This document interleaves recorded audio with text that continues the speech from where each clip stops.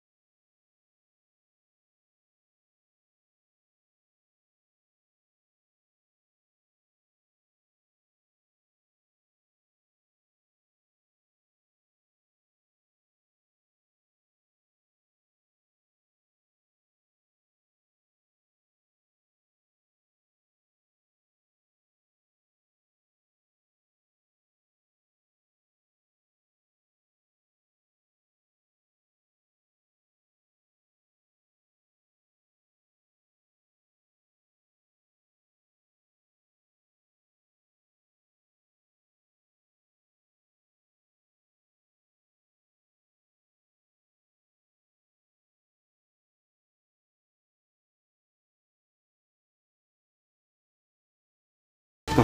So tara mga Cubs,